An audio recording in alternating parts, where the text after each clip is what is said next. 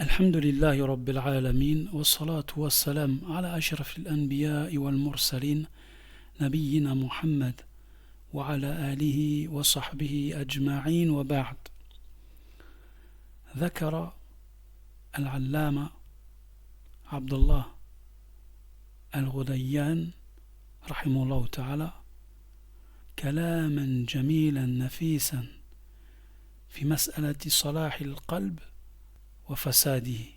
Le savant Abdullah al-Ghudayyan nous rappelle une belle parole concernant la droiture du cœur et sa déviance. Faire la différence entre un cœur qui est sain et un qui ne l'est pas. Et il nous dit, si tu veux savoir si ton cœur il est sain ou pas, alors regarde comment va réagir ton cœur dans 3 de ces situations, et qui sont عند سماع القرآن, lorsque tu écoutes le Coran, est-ce que ton cœur est influencé يتأثر بسماع القرآن, est-ce qu'il réagit positivement lorsqu'il écoute le Coran? Est-ce que le Coran a sur lui une emprise? Donc la réaction de ton cœur lorsque tu écoutes le Coran va t'indiquer s'il est sain ou pas.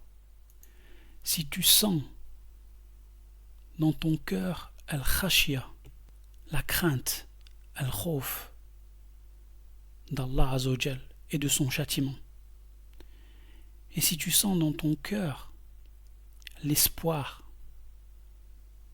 de la récompense d'Allah subhanahu wa ta'ala, et si au contraire tu ne ressens rien de tout cela, alors sache que ton cœur est loin d'Allah.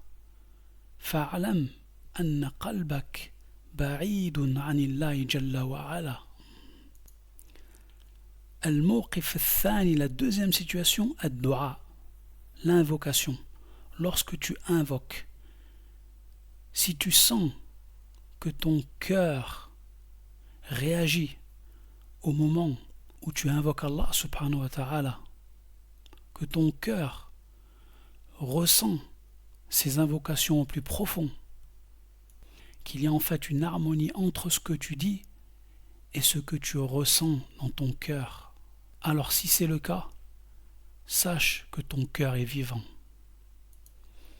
والموقف الثالث, la troisième situation, la prière. Regarde la situation donc de ton cœur lorsque tu es dans la prière. Est-ce que ton cœur réagit?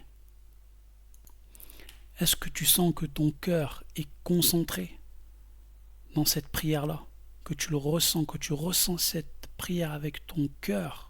Est-ce que tu ressens de par ton cœur l'immensité d'Allah Azza wa Jal, Azamatullah subhanahu wa ta'ala?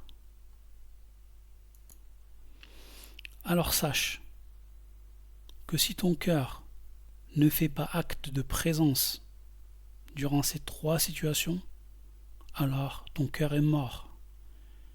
Et au contraire, si ton cœur est présent, c'est-à-dire qu'il réagit, que tu ressens à travers ton cœur, alors tu as un cœur vivant. Et si ton cœur ne fait acte de présence que dans 1 ou 2 situations, parmi ces 3, alors sache que ton cœur, il est malade. Et dans ce cas, ya Abdullah, de par la grâce d'Allah et de son bienfait sur toi, Allah Azza wa Jal a laissé ouvert la porte du repentir, Bab al-Tawbah. Également, l'invocation d'Allah subhanahu wa ta'ala. Invoque Allah pour toi-même, pour qu'il te guide, pour qu'il guérisse ton cœur. Également l'aumône. Fais des aumônes pour ton intérêt.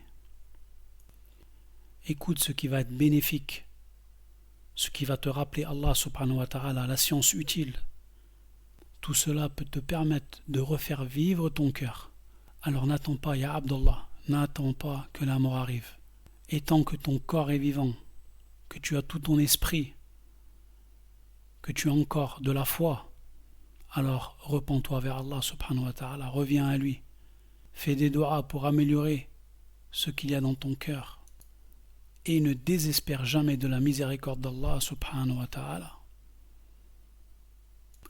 نسأل الله عز وجل أن يصلح قلوبنا وأن يوفقنا لما يحب ويرضى سبحانك اللهم بحمدك أشهد أن لا إله إلا أنت أستغفرك وأتوب إليك